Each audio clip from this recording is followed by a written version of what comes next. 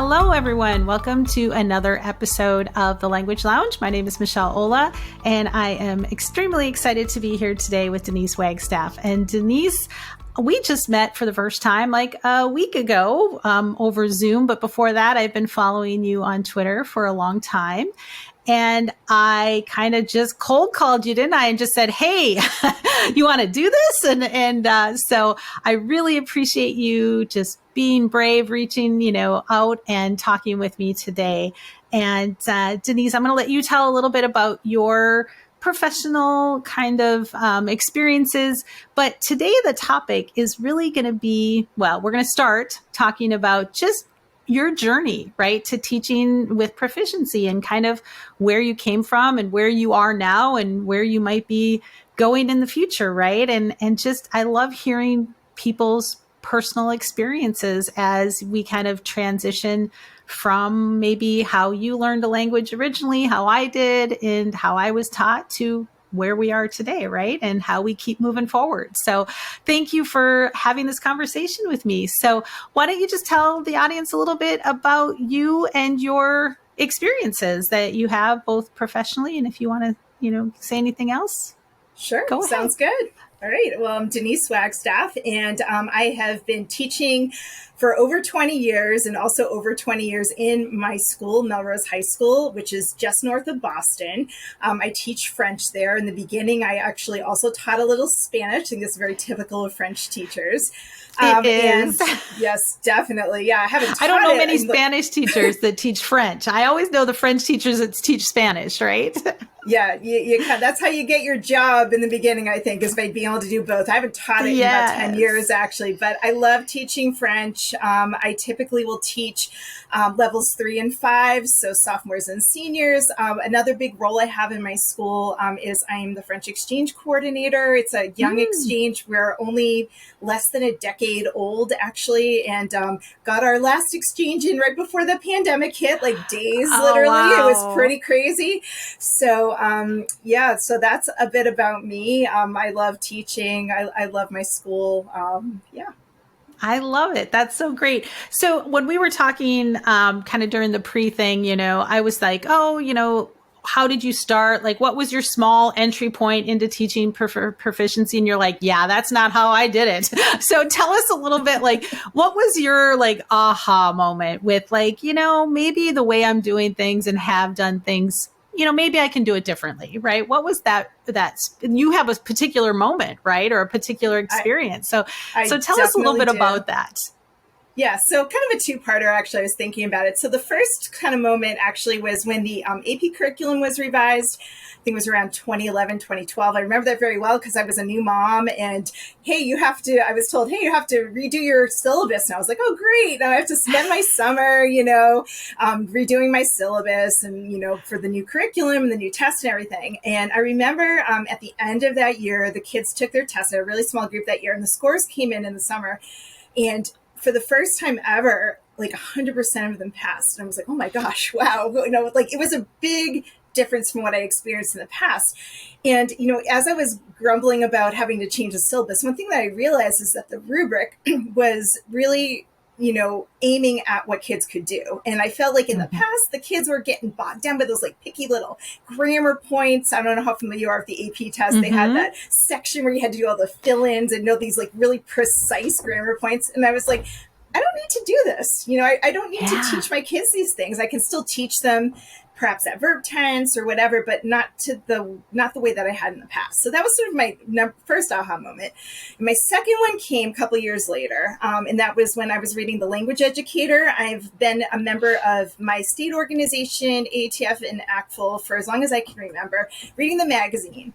And they had a whole issue on proficiency. And I just read through every article and I was like, oh my gosh, like this is what we should be doing. And my director at the time was in Spain on the Spanish exchange. And I remember emailing her like, Kim, this is what we have to do.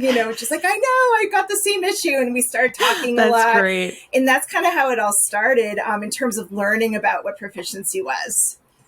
And then you just went all in, didn't you? Because I asked you, like, some people kind of tippy toe in with like, oh, I'll change a little bit of this or a little bit of that. And you're like, nope, I went all in. So tell us a little bit about that experience and like why, like what made you do that and how did it go? So tell us a little bit about it.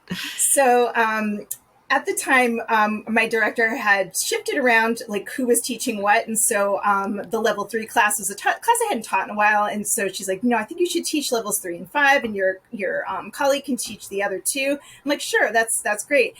And I hadn't taught the class in a very long time. We had switched textbooks, I think, fairly recently. And, I asked my colleague, I was thinking, oh, my colleague can give me all the stuff that have been created. And then I can kind of dip my toes into this whole proficiency thing. Well, unfortunately, I never got those materials. And in my mind, I was like, yeah, I know this is crazy to actually go like all in on this, but I had no choice. I felt like I can't be doing the work twice. I can't be using the textbooky stuff and creating textbooky stuff and then going into doing the proficiency stuff. So it was a challenge. I'm not going to lie. I was lucky that there were students I had taught the previous year, so I knew the students really well, so I felt that really helped. But it was definitely a lot of work, going through those chapters and kind of thinking like, okay, well, what am I going to do with this exactly? But I knew I had to, and I, like I said, didn't want to do the work twice. So that was kind of, I wouldn't necessarily recommend that to anybody, but that's kind of how it had to happen. So, well, I think that's so interesting though, because really everybody has a different path, right? A different story. I'm kind of an all-in kind of person as well. Like just my nature. Like if I have had this idea and I think this is the way to go, it's hard for me to like do it the way I did it in the past, knowing that that's not the right or not the way I want to be doing it. Right. So, exactly. But I think, so I think there's others, I talk to a lot of teachers that's too much. Like they just can't process that big, all of the pieces, because there's a lot of pieces, right? And we're going to kind of talk about some of the pieces and how they go together.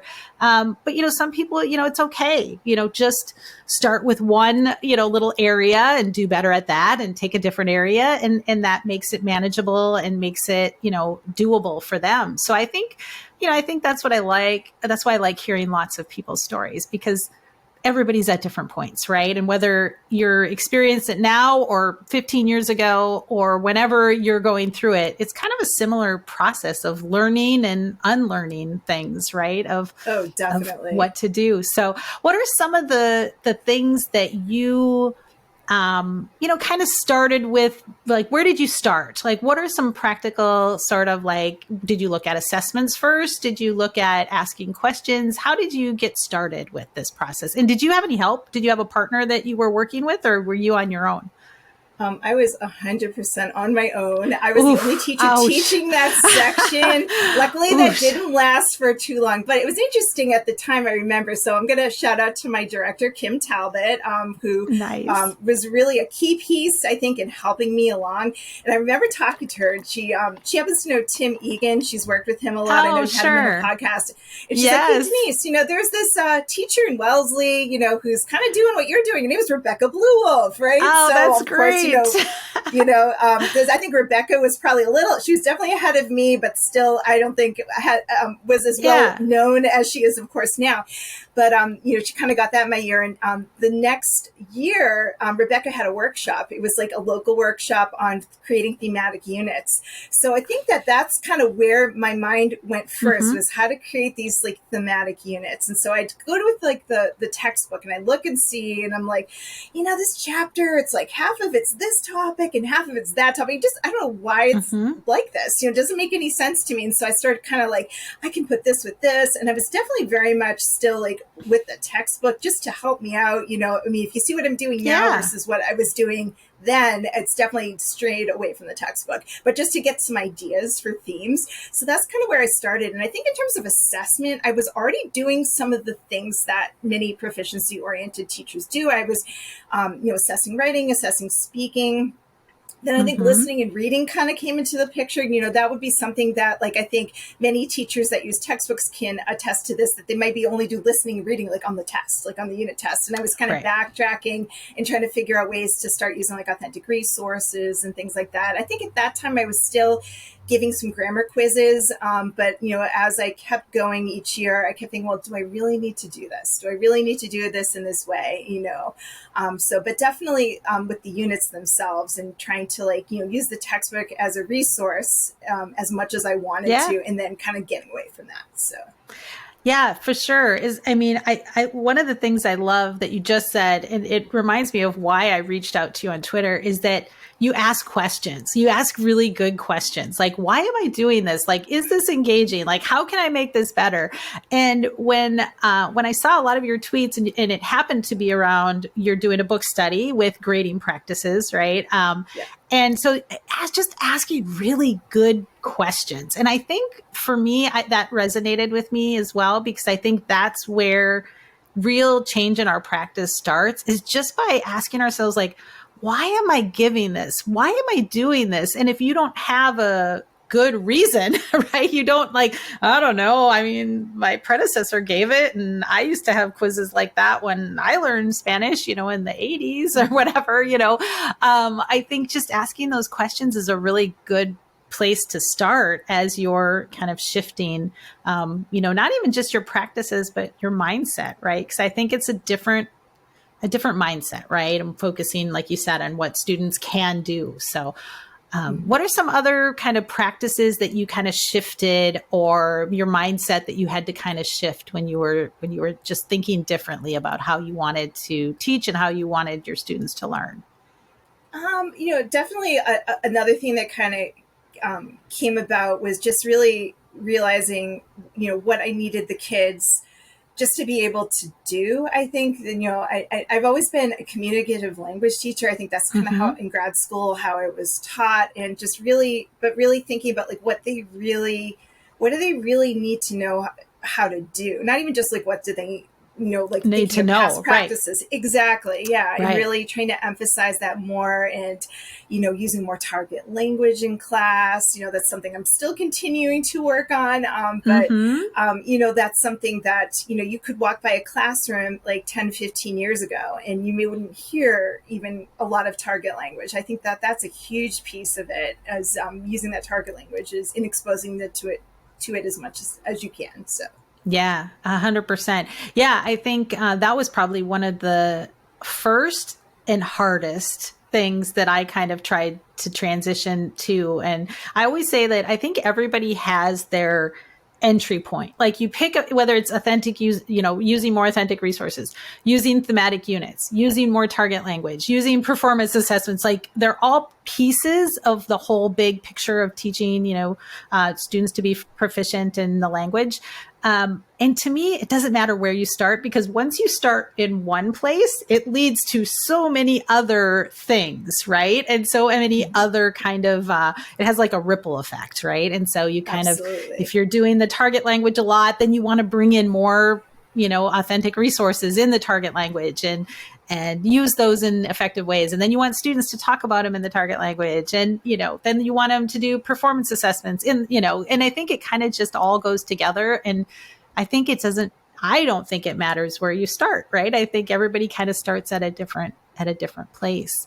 Yes. What were some of the big things you had to unlearn that were hard? Like, because I know I have some that I'm like, ooh, that was hard to give up for me. Did you have any things like that as more of a traditional teacher? Even, I mean, and again, you were a communicative teacher, so it's not like you were, grammar translation or anything like that. But I think there's still things you kind of give up on and switch. Was there anything that was particularly challenging for you to change? Yeah, I think, like probably for most teachers, just the role of grammar, I think. Like, I mean, oh my goodness, when I was a student in high school, like I was like so good at grammar, like, and that, like, I mean, that, we all were good at grammar. Yeah. And I just think, like, just the idea of like, oh, I have to teach these things because this is what you do in level 3 or level 5, and thinking, well, what if I don't do this? What's going to happen? And, it says you just have to take that risk and just realize like, oh, well, the world's not going to fall apart. My students are still going to be able to do things if I don't teach them the subjunctive, which, by the way, I haven't really formally taught in a number of years, to the horror of some of my colleagues probably. But, they don't need all of this, and it's like you grew up and you're learning, you needed to know all these rules and all these situations, and realizing, oh, well, I don't need to be spending my time doing this. And I remember I had a moment, it was a couple of years later, maybe early in the process, and I had this group, and they were they were kind of weak in their skills for a variety of reasons. Sweet group, but they just had a lot of trouble. We were preparing for the AP test, and I was like, you know what? I wonder if I should just do a grammar lesson. And I think I did. I don't remember what the topic was.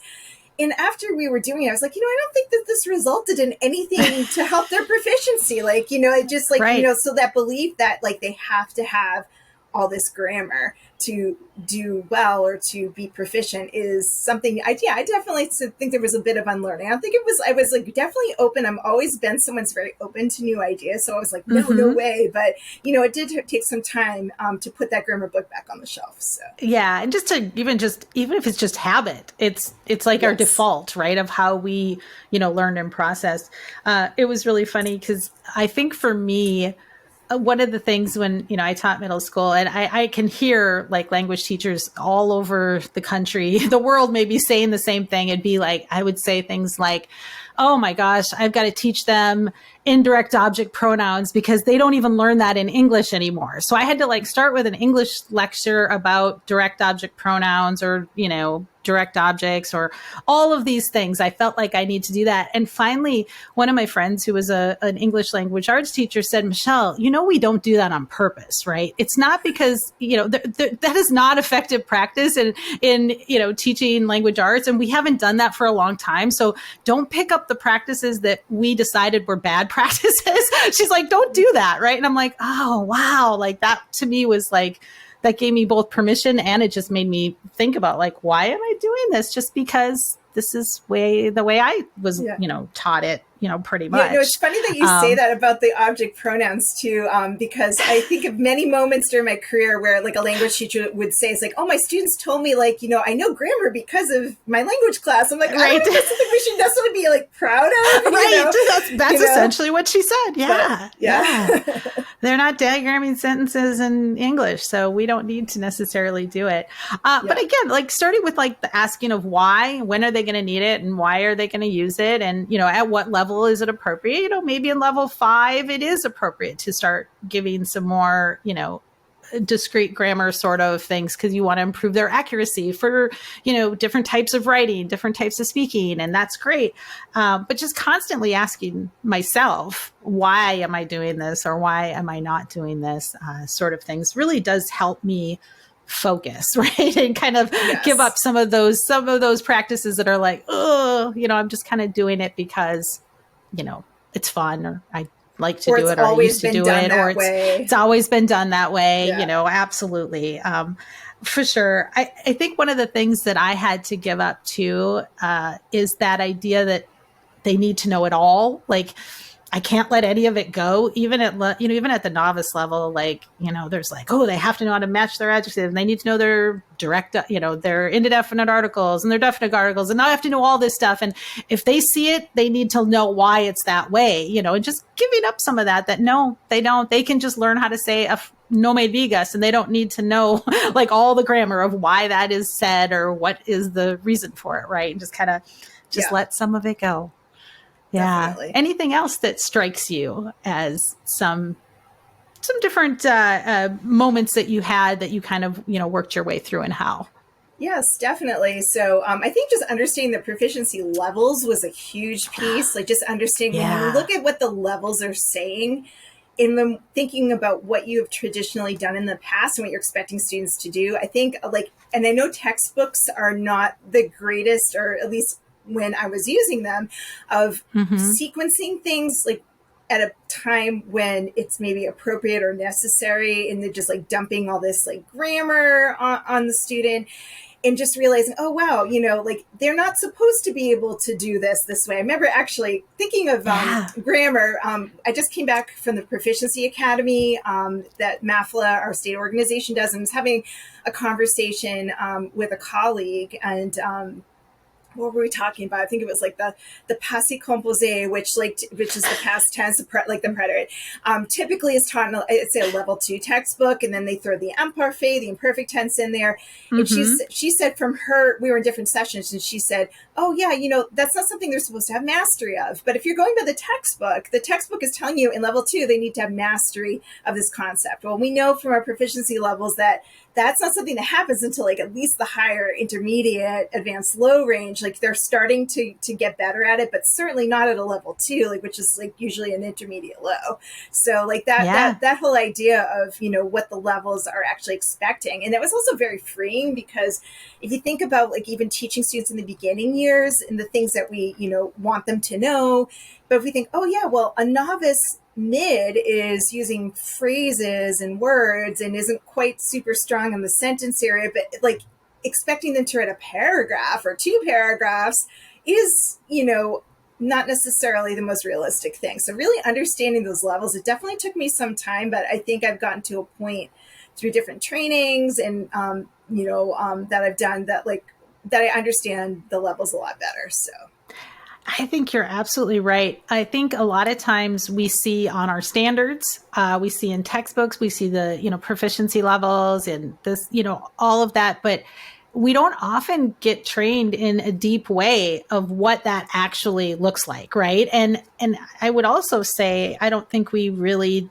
in the past, we haven't always done a really good job also explaining that and communicating that to students as well. Right. And so having them know what realistic expectations are in the language, there's, the great, Google Translate debate and stuff. And often it's because they want to say things that are not necessarily, at their proficiency level and, how we handle that. Right. So I think just, understanding that, I think that probably took me a lot longer to understand the proficiency levels and performance guidelines than a lot of the other things that I had to shift. I think I agree with that it's a, and you think you know it, and then you dig a little deeper and you ask a few more questions and you see how much you still have to learn, right? I still see how much I have to learn. Yeah. Very and in terms of how I learned as well, at the time our director was very proactive. She was on the MAFL board, and she decided, hey, we have to bring this to our school. Our district was definitely preferring a lot more in-house opportunities, but we had a lot of in-house things. She downloaded or purchased some of the ACTFL videos, like describing the levels. I think I've seen them in other trainings too, where they explain the levels. We're looking at some English speakers, I think, and trying to figure out what their levels were. So we were a whole group of us, maybe 20 of us. We had some people from other districts that were all watching these videos. And then I took it upon myself and to learn on my own, really. Like that ACTFL issue, really, that language educator issue really sparked my interest. That's when I started to, I think, get into LangChat and Twitter. And I just I think probably 90% of what I've learned has been through people on LangChat, whether it be like, check this out, or someone giving me direct advice. I think that's so important, is to get educated however you do. We were lucky in Massachusetts to have this Proficiency Academy. It was my first time going actually this past year, but it started probably way back in 2015, 2016. And it's run by Catherine Ritz, who happens to be my former colleague. So another who has a new book out, actually. Who has a new book out as with well. Christina Toro. Yeah. I just bought it last week. So I'm hoping to have her on as a guest too. So she would be a great person. Great but stuff. she saw it coming, I think, like, this is what our teachers need. And I mean, I can't believe it took me so long to go, but I think like the teachers that I had heard about, like on Twitter, that had gone there, they were like, oh wow, learning all about the levels, like from Greg Duncan, and after they did that strand, they would go on to the next one, learning for all these great experts. I was lucky to learn from Leslie Graham this year, so I think that's didn't have any of those opportunities, but I figured, what can I do now, in my house, not necessarily going to even conferences, like, to learn about this. So I really, in my French colleague, actually, at the middle school, about a year after I kind of got on the bandwagon, she did too. So that was super helpful. We could speak the same language, even though she was middle school and I was high school. There was a time very early on, I'd say a couple of years after my aha moment, that we were both, I was teaching French 1 and she was teaching middle school, which was basically the same thing. And we collaborated and we just redid the units together, and it was wonderful. And then we went on, we had a local organization. It's not in existence anymore. I think it's called NPEN, the Northeast Professional Educators Network, and it was in Massachusetts. So we presented, the two of us, on proficiency. I think we called our session Proficiency for Dummies, actually. And we were trying to just kind of get our local teachers on board. And that was a great experience. We did 2 years in a row. And then I don't know what happened, probably around COVID time that the organization wasn't doing that anymore. So we felt like confident enough, like that we could teach other people. And then I got to tell you about one other aha moment that kind of happened. 2019, actually, we had the Emopi training, it was brought to our school. So I was really lucky that my director had brought it to Melrose, and we had a lot of Massachusetts and even some teachers from New England that came. It was a 2-day training. And I was able to do that. And part of it, obviously, is learning the techniques of interviewing. And then we had, because Melrose is a really special place for languages, we have 5 languages, which is very rare. We Latin, and then we have Italian, German, Spanish, and French. So we volunteered to get our students to get community service to be interviewed by the Emopi participants. So I was in the all languages strand, and my colleague was in the Spanish strand. And one of my students actually was one of the guinea pigs, I guess, that got interviewed. And so here I am. I'm like 4 years into my proficiency journey. I'm like, I think I'm doing okay. Let's see how this kid does on his interview, right? So I remember sitting and listening.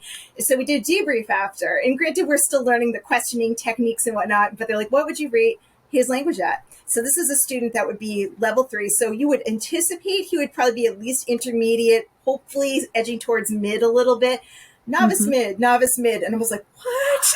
Wow. Novice, and it was so eye-opening. And then we talked about it after, and I felt so defeated as a teacher. I'm like, oh no, what did I do? But then they were saying he understood every single question he was asked. I was really proud of him. He was answering phrases. So that was what got him on novice mid. And that was a really eye-opening moment to me, because I was thinking, wow, I know my students can do more, but if this is what they're actually producing, this is not where I want them to be. I need to figure out ways to get them on that path. So that was a really big moment for me. That's great. I've heard so many people talk about that Emopi training as really something that really brought it to that next level, right? To no matter where you're at, to kind of really, hone in on those skills. And I think you also brought something up that I think, is a topic that I think is interesting, is that whole idea of performance versus proficiency, and how in our classrooms, when it is a more controlled kind of situation, we get an idea of what that their level might be. But then when they're out there in the real world doing and what does MOPI stand for? Modified Oral Proficiency Interview, right? I'm like interview. When they're actually doing that, sometimes it's not always, what we thought it was, right? And then, the feedback that you get and how you can kind of, level him up or level your students up. I think that's really an important thing to kind of keep in mind as well. So definitely, I love that. That's so great that you had a chance to do that. One of the other things, we talked a little bit about, just, some of the things that are common in teaching for proficiency, the thematic units and the, adding authentic resources, kind of elevating your target language. One of the things I know that you are really kind of digging into is assessment right now, right? So what are some, like in general, how did you see your assessment habits or the things that you assessed change when you kind of went to a more proficiency-based approach to teaching? And then I'd love to hear a little bit more about your most recent diving into kind of assessments and grading for equity. How did you start and where are you now? Right. Yeah. So I think I started out, for example, if I were giving like a unit or chapter test, I'd have all the components in there, like the speaking and the writing and the listening and the reading.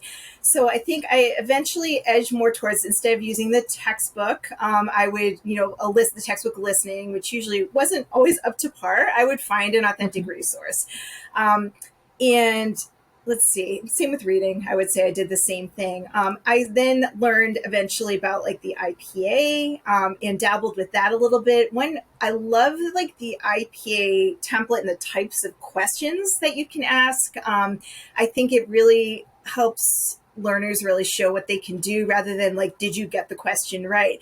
My one drawback with the IPA is it's long. It's really long to administer. And I got to a point where I was like, I just don't have time to correct this. And so I think I try to focus in on the sections that I thought were the most important. And then I've even evolved to the point now where I try to make everything as like easy to grade as possible, but still be valuable, if that makes sense. I'm really a big proponent of that. Like I don't have, oodles of time. I don't want to spend all my free time grading things, but I do want the grades to be meaningful.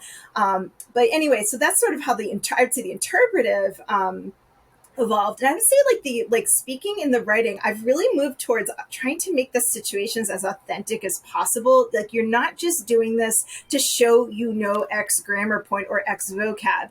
This is what you're going to do, show me what you can do, and kind of getting more towards that, like maybe making things a little more open-ended. And even in the grade book itself, I was looking back because I was trying to even remember how I graded, 5 to 10 years ago. And I graded by, I think we had a push in our district to go summative formative. So that's how I had it. It was like the tests are summative assessments and the projects are summative assessments. And then the quizzes and anything we do, like even a writing before the test is a formative assessment. And I got into skills first, breaking it up. So instead of like you're having the chapter 2 test or whatever that it is, it's going to be broken up across the different domains, the different modes. Or first it was skills for me, and then I went into modes. And so like last couple years, it's been 30, 30, 30 for the modes, and then 10% kind of a catch-all for like everything else, I guess. So that's something that I definitely do differently. So like if you hear kids talking in your classes, like, what did you get on the test? And I think it's harder to say in my class because it's like, I got this on the speaking, I did this on the writing, I did this on the listening. So having it broken up. But the nice thing is that the grade book then shows very clearly, what is the student doing well at? Where can they grow? I can say, oh, it looks like you need to, do some more work on your speaking, or you're doing a great job on your writing. It's very clear in the grade book. Whereas when you just say test, it doesn't have that same effect. Right. Right. I like that because a couple things that I really like that you said that I think people need to hear. And one is that there's flexibility, right? So even if you're doing an integrated performance assessment, an IPA, like you can choose like what you grade and what you don't grade, what you focus on and what you don't, and how you do that to make it manageable. I think sometimes when people are looking at going from, a traditional assessment that might be easy to grade, right? Might be easier to grade to a performance assessment that, like you said, might take days to give and many, many days to grade, they think, oh, I just can't do that, right?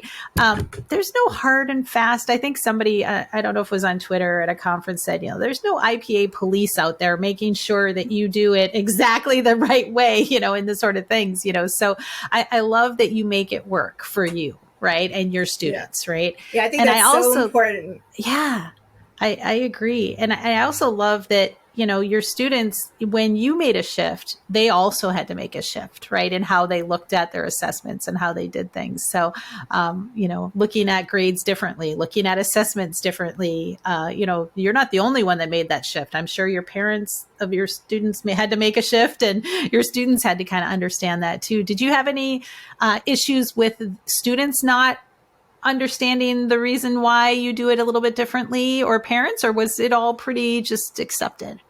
I was thinking about that the other day, and I don't recall any really big pushback moments, surprisingly. I think that if you're clear from the beginning and you have to always assume too that, they're not going to get, if you say it once, like you have to just keep reinforcing it.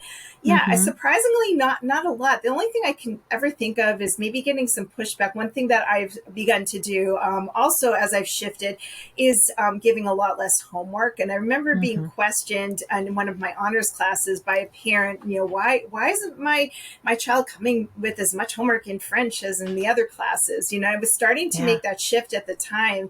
And but I haven't. I've been lucky, I guess. I don't know. That's awesome. Yeah, no. But I think that speaks that sometimes we make up that there's going to be issues that aren't issues. Maybe it's not going to be an issue, right? So yes. No, that's great. So tell me again, now talk about what you're doing this summer with a group of people, and how your grading practices is connecting to, how you've made a shift to assessments, and how now you're kind of taking that next step and looking at your grading as well. Yeah, I got really interested in grading actually during the pandemic because, as you know, it was a free for all in education. We weren't sure what we were doing, and I remember giving assignments. We were told, you have to give them a week to do it. Keep giving assignments, and I really focused on giving feedback, and it was really empowering to do that and realizing that I didn't have to give a grade, but the kids that were doing the work were reading the feedback, and it was wonderful. And I was like, oh, I need to do more of this. And I remember attending an online, it was a Facebook group. Can't remember which one it was, but Megan Budke, she's on Twitter, I know as well, gave a webinar about grading. And that really kind of was the next step in me really thinking about grading. And she was talking about how she doesn't count all of the grades, but she replaces with the most recent one. And I remember asking her a lot of questions and trying to think, well, how can I do something like this? And I remember my first attempt, which is like, not this past school year, the school year before. It was a bit of a disaster, like in the grade book. I think it depends on what learning management system you have.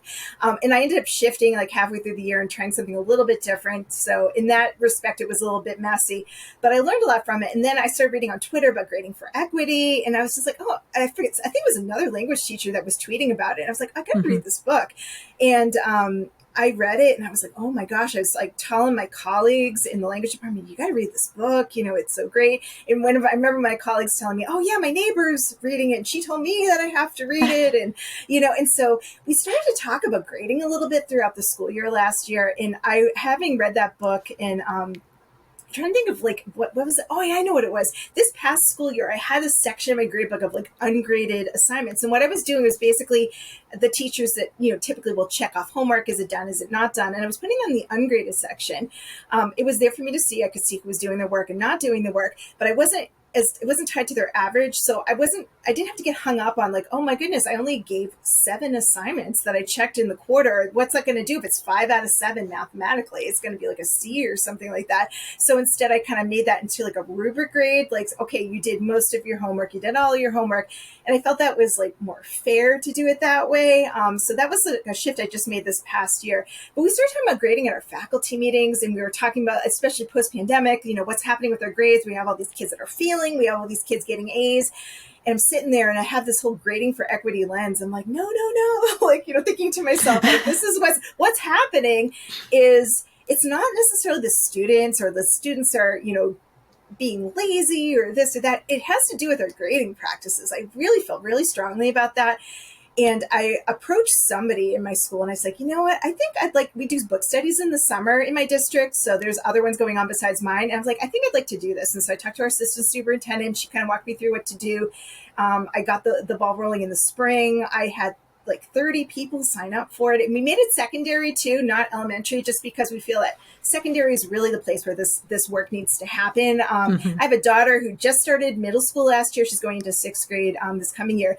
But this is her first taste of like the letter grades. She had the standards-based report card all these years, and I loved it. I thought, I can see what she's doing well at. I can see what she's struggling with, and then all of a sudden it disappears. I'm like, why are we doing this in secondary? Like, who said that we have to do this? And in the book, they talk a lot about the traditional grading, and kind of like we've been just doing this for like 100 years, just because it's like, the way it's always been done, and it really hasn't changed. And so my mission, I guess, is to really get our school and our schools more thinking about this and starting to change those practices. So it's interesting. So this week I'm going to have a Google Meet actually with the participants in the book that if they want to come and chat about it. So we're really interested to hear what they have to say. I think the wheels are turning definitely with a lot of people. Some people have already started doing these things, and some people have a lot of questions. And it's a nice representation too. It's not just language teachers. I've obviously got a lot of language teachers on board because they know me and everything, but I got some science teachers, some math teachers, middle school teachers, high school teachers. So I think it's really exciting to see maybe what our reading the book will bring about.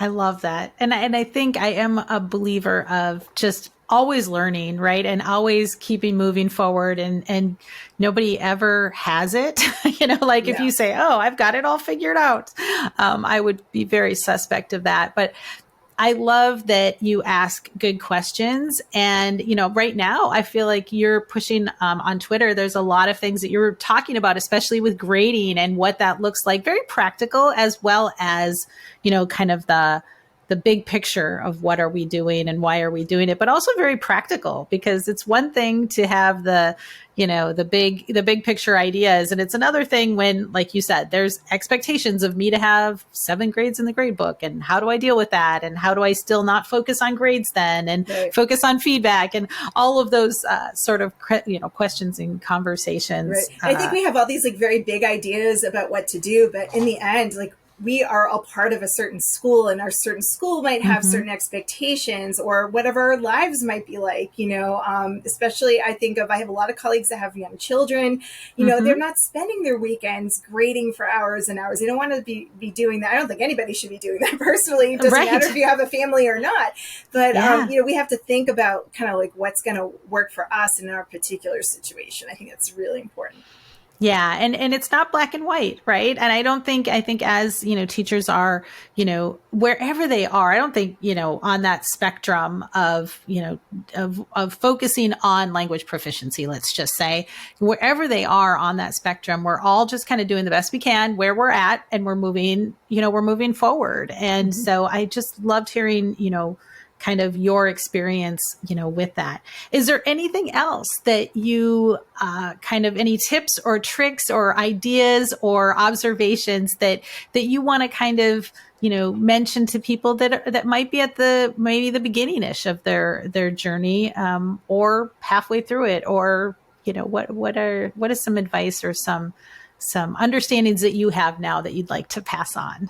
Yeah, I think like support is key. It was interesting in my particular situation. I was sort of the pioneer in my school, I think, and my director was really great at helping to mentor me. Even though she wasn't teaching in the classroom, she had enough, she could tell me, oh, go to this resource. I think she might have even told me about LangChat, come to think of it, because I joined Twitter like way back when it started, and then I let it go for a while, and then I kind of got on there. That has probably been the single most, I think a lot of people that are on Twitter would say this, the single most beneficial professional development. It's free, but I have colleagues, and I know there's also teachers out there that aren't big into social media, and so I think, I'm not saying get on social media. If you're not comfortable, you have a right to not do that, but there's a lot out there that doesn't cost a thing. I now know, even just like my teachers in Massachusetts, that I can go to, for questions, or they can come to me or whatever. So I think you need to find a place. You need to find a place to learn about this. Like, I think at this point, everybody should know what proficiency is. I don't think that's probably the case, right? But like, you got to jump on the bandwagon, figure out a way to learn about this, whether it be by attending your state conference, by, going on Twitter, joining some Facebook groups, reading a book, whatever it is. Find something that's going to work for you. I don't think there's any one right way. I know things like, I think of like the Proficiency Academy, which, financially may not be in the cards for a lot of people, because, you have to pay to go there. If your district is not paying, it's a burden to do that, even though it's a great experience and I highly recommend it. I would definitely say anyone in Massachusetts, if you can get your district to fund that, go next year. Definitely. I think we had a group, 6 of us, I think, that went this year. It's like, we've never gone as a team, and it was such a great thing. If you can find other people to collaborate with, whether they be in your school or outside your school, find people that you can bounce ideas off. Like, you definitely don't want to do this alone. I think, even if you're somebody that's like a self-starter, I would definitely say that I would describe myself as a self-starter. It's good to have other people that you can, go to for questions. That's why I'm always asking questions on Twitter, because I know that I'm always going to get some answers to my many questions. But I think that's key. You have to get some support, and you got to do something. You can't just sit back and just say, oh, I'm going to do things the way that I've always done it. Like, if you want change to happen, like, you need to do something about that. Like, you have to change the way you're doing things, and take some efforts to do those things. Yeah. I think one of the perks of the pandemic was a lot of really high quality PD did go online. And so there are, free and inexpensive, if not live webinars anymore, recordings, NFLC conference the last couple of summers. Their summit has been, it's all on YouTube. It's got amazing nationally known, teachers and leaders that, give their understandings and help move things along. So it's out there if you want to find it. And you're right. I think despite all of that, it's finding your people, right? Finding your people that you can ask questions to and kind of be involved of it, whether that's online or in person or at a conference. I completely agree. Going alone is not nearly, if it's not as much fun, if anything, but it's also just, having those other people to bounce ideas off of. Right. And to say, that really didn't work for me either. So what else do we got, and kind of troubleshoot other things. Awesome. I forgot to mention podcasts, actually. I just realizing, oh my goodness, I discovered your podcast. I can't even remember when I did. It was Twitter. Obviously, I learned everything from Twitter. I've been listening to that. I have a 30-minute commute to school. So, usually I'll listen to part of it on the way there and the other half on the way back. They are pretty long. They are. Sorry. Though. It's all good. No apologies whatsoever. But I got really excited. And I actually, I'm backtracking and listening to some of the older ones because I don't remember where I picked up. Maybe it was Meredith White or Tim Egan or something. And I listened to Joshua Cabral's podcast a lot as well. Yes, I was going to say there's a lot of really good ones out right now. Yeah. Yes. Yeah. Liam did a PD for us. Oh yeah, Liam Printer. Yeah, I've listened to his as well. Yep, that's another one. Yep, we teach languages. If you love podcasts, there's a lot right now that do offer some great, and again, it's different perspectives. It's different ways of accessing, right, that content. So right. I love it. Great. Anything else before we wrap it up? Anything else you want to kind of say?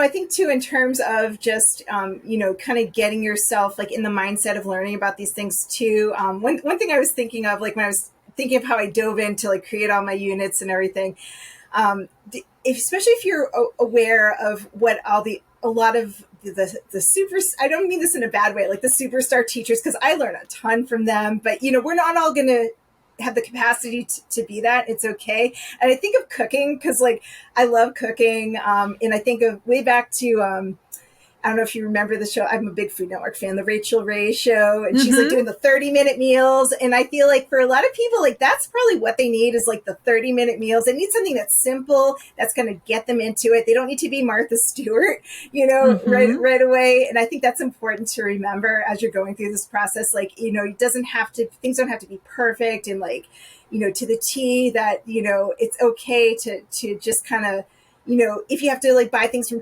teachers pay teachers or borrow someone else's lesson plan, that's good. You don't have to create things all the time either. Where I'm so grateful for all the people that have shared the things that they've created. We can all name many teachers that have done that. I'm so grateful for that. I don't know how I would have gotten to where I am now, just figuring it all out on my own. So.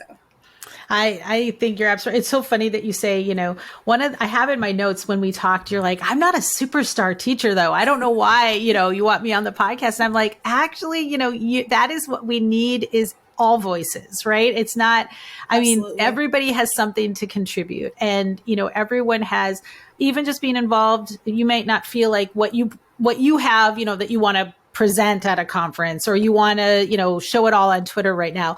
But you have something that somebody needs to hear, right? Everybody has something that someone else needs to hear right now, and I think that collaboration and that sharing of wherever we're at, even if it's just asking questions, because asking questions helps somebody else as well, that is Definitely. At that same point as well. So I really like that. And again, just trying to reach out and, take advantage of those people that have maybe pioneered and gone there before you. Right. And then you can help somebody else that's, on their way up and we can kind of keep working together to pass it on. So Yes. Awesome. Well, I've really enjoyed this. Thank you so much, Denise, for, having this conversation with me, kind of sharing your experiences, lots of nuggets and places to start and just keeping it real. And I really appreciate it. And tell us where, I know you are big on Twitter. That's where so I don't know about Instagram or not, but where can people find you and connect with you? Yes, definitely on Twitter at MME_Wagstaff. That's definitely my place for teaching. I am on Instagram, and you can definitely follow me there. I think my handle is MME Wagstaff MHS, which is my school. I tend to keep it more for my school community and my students. I found that was a great way to connect with them during the pandemic, especially. So I'm not as active there, but I've actually discovered there's a lot of people on Instagram too. Like some people that I came to know on Twitter that have actually moved over to Instagram. So that is a great place actually to go to as well. So those are my two big places. It's so interesting. And I've actually recently been doing a little bit more on LinkedIn as well. Not even so much world languages, but there are a lot of, different fields, different types of perspectives can kind of tweak, some ideas and send you off in another direction as well. So, Absolutely. Wonderful. Hopefully, you will get some more people connecting and adding to your professional learning network and, that they can connect with you on Twitter and or Instagram. So thank you so much for spending this time with me today. Have a great rest of your summer. Thanks, Michelle. It's been a great opportunity.